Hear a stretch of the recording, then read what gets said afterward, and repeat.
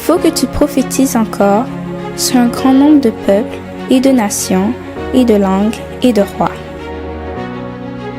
Apocalypse 10, verset 11. ASJH 1889 du Cap Haïtien.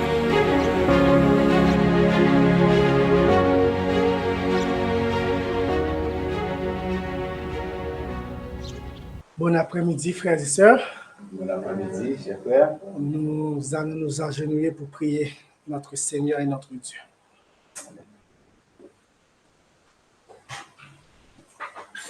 Notre Père et notre Dieu, roi des rois, Seigneur des seigneurs, nous te disons merci pour ta grâce infinie que tu nous as accordée aujourd'hui.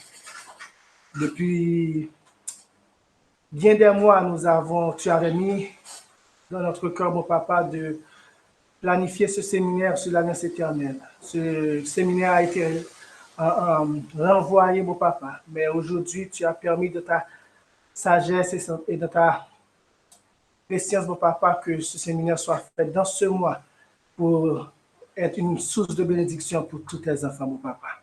Que tu puisses être avec nous en cet après-midi, que tu puisses nous accorder une double portion de ton esprit, mon papa, et que ta parole soit sur mes lèvres et que j'enseigne à ton peuple ce qui vient de toi. Reste avec nous pendant cette semaine de séminaire, soit avec tous les orateurs, mon papa, que tu puisses les accorder aussi ton esprit. Fais-nous grâce. Nous t'en prions ainsi, non parce que nous sommes bons et nous sommes dignes, mais au nom de ton Fils Jésus-Christ, qui vit créé au siècle des siècles. Amen.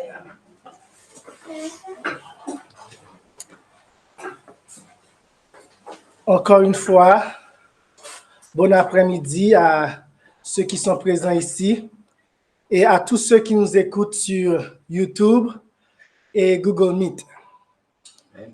Le titre de notre séminaire est l'Alliance éternelle. Et comme première présentation cet après-midi, j'aurai à vous présenter l'Alliance éternelle dans le ciel. Comme deuxième titre, une alliance avant la fondation du monde. Il serait inutile, frères et sœurs, de commencer un séminaire sur l'alliance éternelle et ne pas tourner les yeux vers où? Vers le ciel. D'ailleurs, c'est le titre de notre message, l'alliance éternelle dans le ciel. De ne pas pénétrer nos regards à travers le peu qui nous est permis de contempler du siège de la gloire du Père et du Fils. Et de là, regardant dans l'éternité passée, quelles ont été les dispositions favorables dont la divinité avait prise de sa préscience au cas où l'homme arriverait à perdre son innocence et à succomber dans les pièges du péché. De là, frères et sœurs, en contemplant la manifestation de la sagesse infinie, nous sommes dans l'obligation de rester émerveillés et de bénir le Dieu du ciel, de qui toute famille dans les cieux et sur la terre tire son nom, comme l'a fait Paul. Béni soit Dieu. Il nous a dit en Éphésiens 1, versets 3 et 6, « Béni soit Dieu le Père de notre Seigneur Jésus-Christ, qui nous a bénis de toutes sortes de bénédictions spirituelles dans les lieux célestes en Christ. En lui, en Christ, Dieu nous a élus avant la fondation du monde, pour que nous soyons saints et irrépréhensibles devant lui, nous ayant prédestinés dans son amour à être ses enfants d'adoption par Jésus-Christ, selon le bon plaisir de sa volonté, à la louange de la gloire de sa grâce qui nous a accordé en son bien-aimé. Amen. Voici ici une vérité si merveilleuse qui exige que nous la prêtons toute notre attention. En Christ, nous sommes élus pour l'adoption avant la fondation du monde. Alors la question se pose, comment est-ce que notre élection et notre adoption a été rendue sûre et certaine? La Bible nous assure que c'était au cours de grand prix, sachant que ce n'est pas par des choses périssables, nous dit Pierre, en 1 Pierre 1er, verset 18 à 21. Sachant que ce n'est pas par des choses périssables, par de l'argent ou de l'or, que vous avez été rachetés de la vaine manière de vivre, que vous avez hérité de vos pères, mais par le sang précieux de Christ, comme d'un agneau sans défaut et sans tache, prédestiné avant la fondation du monde et manifesté à la fin des temps. À cause de vous, qui par lui croyez en Dieu, lequel l'a ressuscité des morts et lui a donné la gloire, en sorte que votre foi et votre espérance reposent sur Dieu. Il nous a dit, frères et sœurs, que dès avant la fondation du monde, Dieu avait prédestiné le sang précieux de Christ comme garant de notre salut. Et qu'est-ce qu'on dit? Il semble que vous ne m'avez pas entendu. Dès avant la fondation du monde, Dieu avait prédestiné le sang précieux de Christ comme garant de notre salut, comme l'assurance de notre salut. Par le sang de Christ, nous avons la rédemption, la rémission des péchés selon la richesse de sa grâce. Et comment est-ce que Christ lui-même a appelé son sang? Ce sang qui est le garant de notre salut, ce sang qui a été prédestiné avant la fondation du monde, ce sang qui assure notre adoption, notre élection, frères et sœurs, pour le royaume des cieux. Christ, en Matthieu 26, versets 27 et 28, nous a dit, il prit ensuite une coupe et après avoir rendu grâce, il la leur donna en disant, buvez-en tous. Car ceci est mon sang, le sang de l'alliance, qui est répandu pour plusieurs pour la rémission des péchés. Donc, Christ nous dit que son sang est le sang de l'alliance. Mais de quelle alliance Christ parle? Laissons Christ répondre en Luc 22, verset 20. Il prit de même la coupe après le souper et la leur donna, en disant, cette coupe est la nouvelle alliance en mon sang, qui est répandu pour vous. Frères et sœurs, Paul aussi nous rapporte en 1 Corinthiens 11, verset 25, le dernier souper de Jésus, et il dit aux Corinthiens, de même après avoir soupé, il prit la coupe et dit, cette coupe est la nouvelle alliance en mon sang. Faites ceci en mémoire de moi toutes les fois que vous en boirez. Aux Hébreux, de même, Paul écrit en Hébreux 13, verset 20, que le Dieu de paix, qui a ramené d'entre les morts le grand pasteur des brebis, par le sang d'une alliance éternelle, notre Seigneur Jésus. Avez-vous vu comment l'échelle s'est grimpée? Le sang de l'alliance, le sang de la nouvelle alliance, le sang de l'alliance éternelle. Que peut-on conclure, frères et sœurs? Que le sang de l'agneau qui a été immolé avant la fondation du monde est le sang de la nouvelle alliance en Christ. Amen. Amen. Non seulement de la nouvelle alliance, mais le sang de l'alliance éternelle qui a été traité dans le ciel avant même la fondation du monde. C'est pour cela que nous avons comme titre aujourd'hui, comme premier titre de notre série pour ce séminaire, l'alliance éternelle dans le ciel. L'exécution de cette alliance, frères et sœurs, de cette alliance éternelle n'était pas sans lutte. Dès lors de la chute de l'homme, nous dit en la servante du Seigneur, à l'histoire de la rédemption, page 41, l'ange me dit, penses-tu que le Père ait consenti à donner son fils bien-aimé de gaieté de cœur? Loin de là. Ce n'était pas une joie pour Dieu de dire, vas-y mourir, va mourir mon fils. Non, c'était une lutte.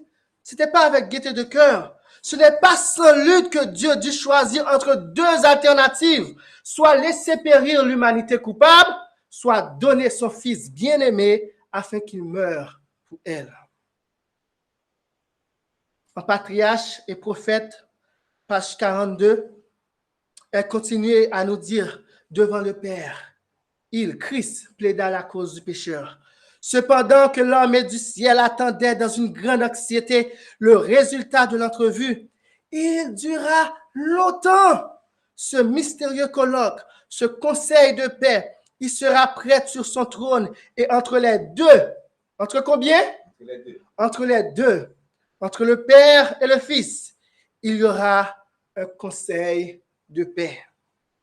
Zacharie 6, verset 13. En faveur de l'homme, le plan du salut, qui prévoyait l'immolation de l'agneau sans défaut et sans tache, avait été formé avant la création du monde. Et néanmoins, frères et sœurs, et malgré cela, ce plan avait été formé avant la création du monde. Ce ne fut pas sans lutte que le roi de l'univers consentit à abandonner son Fils à la mort pour une race coupable. Est-ce que vous sentez déjà l'ampleur de cet amour? Quand Paul dit la profondeur, la largeur, la hauteur de l'amour de Dieu est incommensurable. Voyez, c'est dès le commencement, avant même la création du monde, le plan du salut, l'amour de Dieu commença à se manifester. Et malgré cela, frères et sœurs, c'était une lutte pour que le Père puisse donner son Fils. Il aime son Fils, mais aussi il aime les créatures qu'il a créées. Mais Dieu, et néanmoins ce ne fut pas sans lutte que le roi de l'univers consentit à abandonner son Fils à la mort pour une race coupable. Mais Dieu aima tellement le monde qu'il donna son seul Fils engendré, son Fils, afin que tous ceux qui croiraient en lui ne périssent point, mais qu'ils aient la vie éternelle. Cet amour de Dieu pour un monde qui ne l'aimait pas surpasse toute connaissance. À travers des âges sans fin, des esprits immortels, confondus et prosternés, chercheront à en sonder le mystère. Et à l'histoire de la rédemption,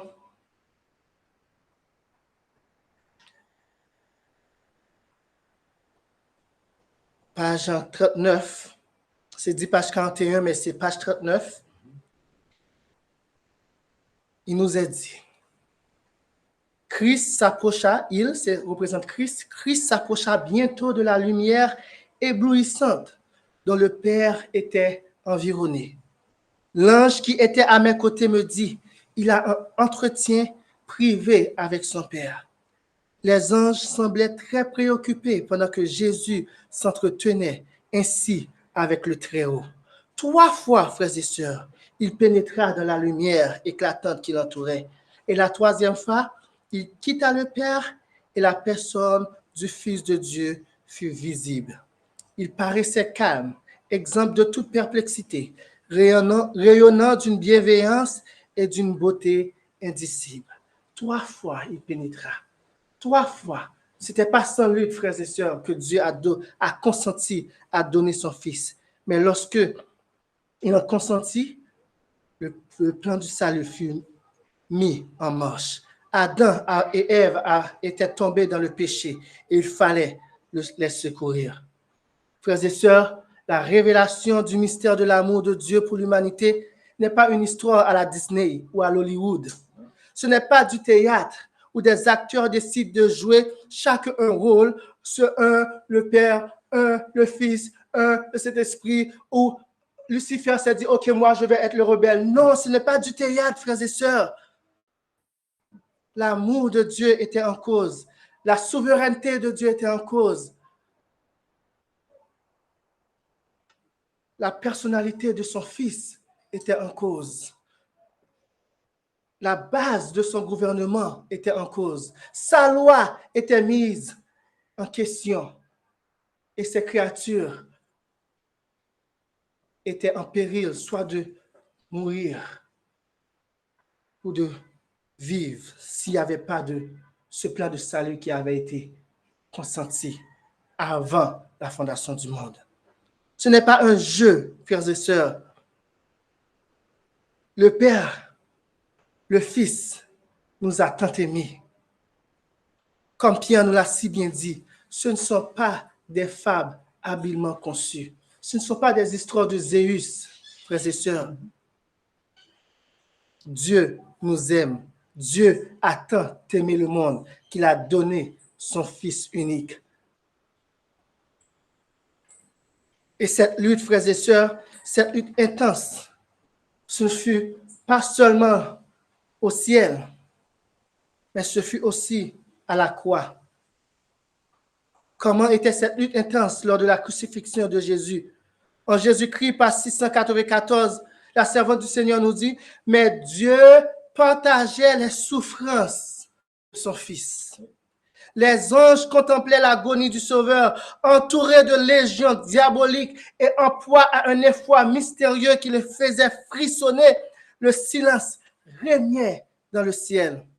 Aucune harpe ne vibrait. Si les mortels avaient pu voir l'étonnement et la douleur silencieuse de l'armée angélique, alors que le Père retirait de son Fils bien-aimé ses rayons de lumière, d'amour et de gloire, ils comprendraient mieux combien le péché lui est odieux. Frères et sœurs, le Père partageait les souffrances de son Fils. Ce n'était pas avec gaieté de cœur qu'il a dû donner son Fils. Dans cette magazine pour la jeunesse, la servante du Seigneur nous dit, écoutez bien, chers amis, elle enseignait ceci à la jeunesse. Tandis que le divin souffrant pendait sur la croix, des anges se rassemblèrent autour de lui, et comme ils le regardaient et entendirent son cri, ils demandaient avec une émotion intense, « Le Seigneur Jéhovah ne le sauvera-t-il pas?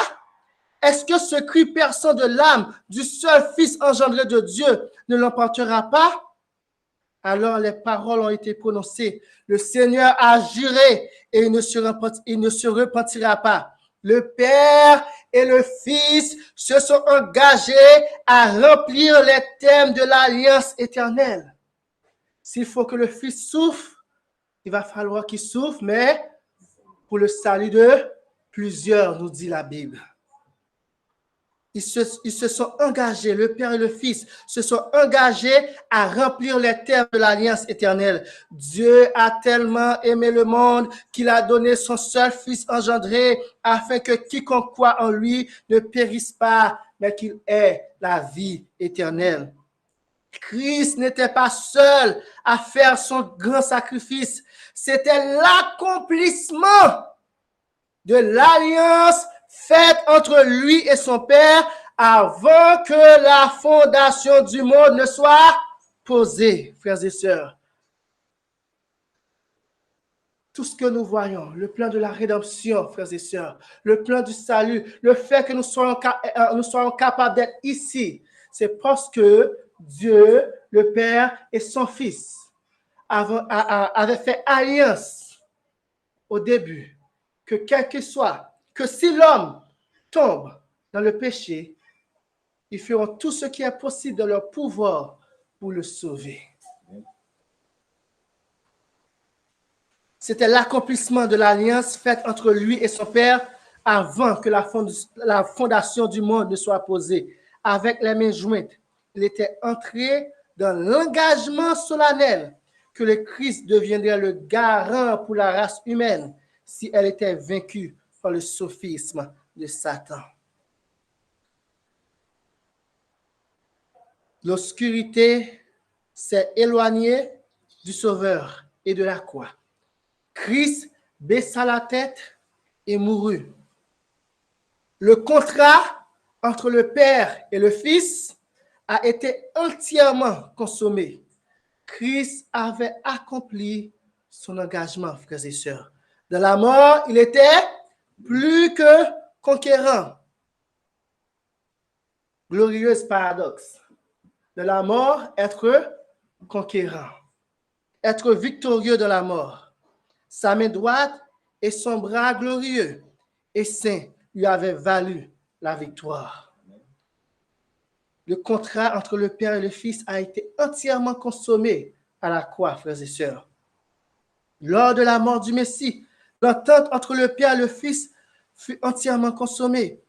Dès avant la fondation du monde, une autre citation en Jésus-Christ, page 836 et 837, pour nous montrer c'est un enseignement bien établi, frères et sœurs. Dès avant la fondation du monde, excusez-moi, le Père et le Fils s'étaient engagés par une alliance solennelle à racheter l'homme au cas où il deviendrait la victime de Satan. Il avait été arrêté irrévocablement. Irrévocablement, frères et sœurs.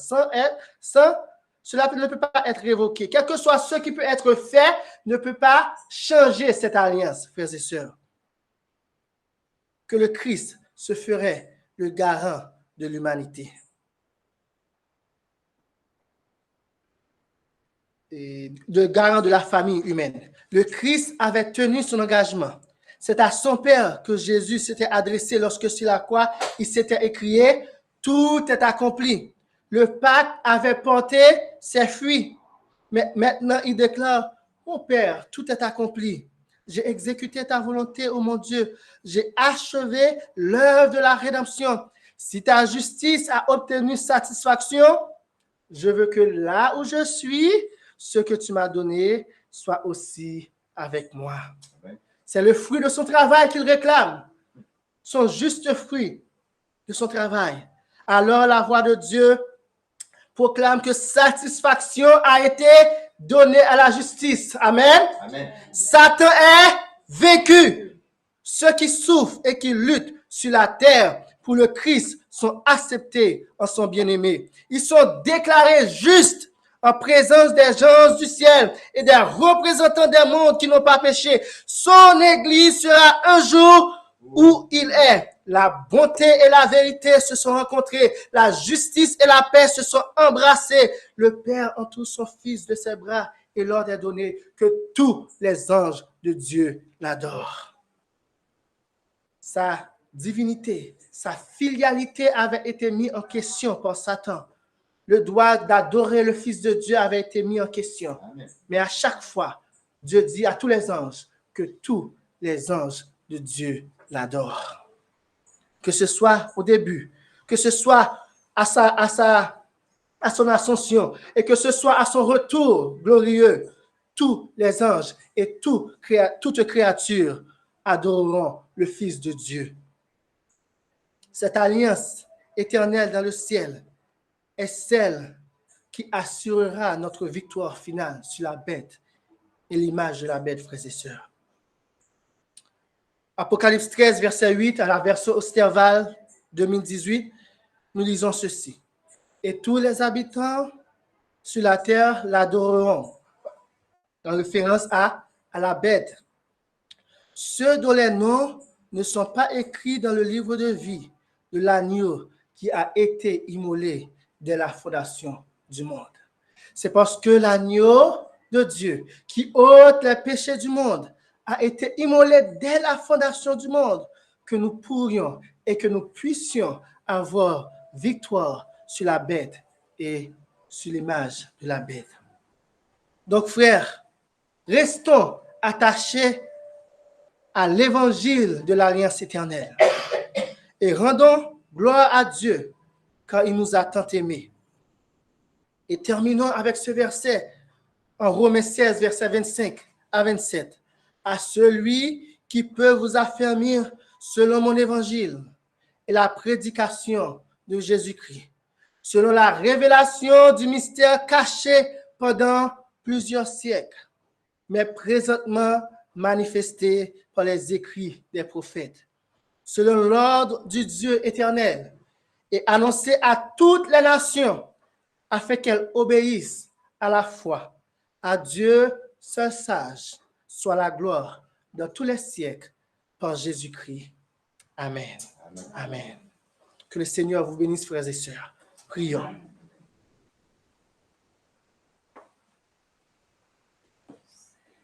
Notre Dieu et notre Père, merci pour la révélation de ton amour éternel.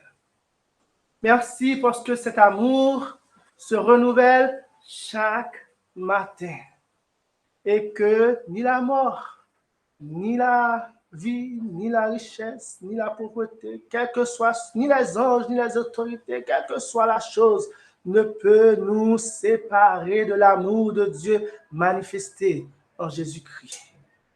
Merci, mon papa, pour cet amour.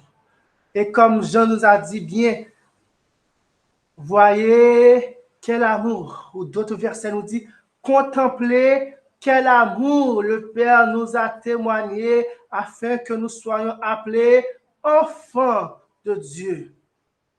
Permets, mon papa, que nous puissions prendre du temps à chaque jour pour que nous puissions contempler cet amour qui a donné, qui a sacrifié ton seul Fils engendré pour que nous puissions avoir la vie éternelle. Et le Fils nous a dit qu'il a donné sa vie il a choisi de donner sa vie de sa propre volonté. Ce n'était pas quelque chose de forcé. Le Père et le Fils nous aiment. Et Jésus nous a dit, tu l'aimes encore plus parce que tu donnes. Il a donné sa vie pour tes brebis. Merci, mon papa, que nous puissions comprendre à chaque jour cet amour, mon papa, et que ton sceau puisse être déposé sur nous, mon papa, afin que nous puissions, dans l'éternité future, mon papa, sonder le mystère de ton amour, mon Père. Car tant de choses restent encore à révéler. Et nous en prions que chacun de nous ici, chaque personne qui nous écoute sur YouTube, qui auront à nous écouter plus tard, ou qui est sur Google Meet, mon papa, puisse être scellé de ton amour, afin que nous puissions l'étudier pour l'éternité. Le reste du séminaire est entre tes mains. Bénis-nous, bénis le prochain orateur, notre cher frère et ancien René Martin-Octobre, et bénis ton peuple qui a tant besoin de toi. Nous t'en prions ainsi, au nom de Jésus qui vit, qui règne au siècle des siècles. Amen.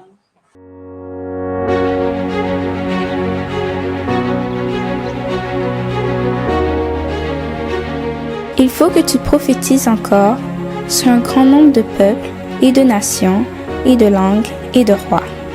Merci d'avoir écouté cette présentation. Si vous souhaitez prendre part à la mission que Jésus-Christ confie à notre Église, contactez-nous via les coordonnées suivantes: ASJH 1889, caphaïtien@gmail.com, pour WhatsApp 509 32 32 41 42.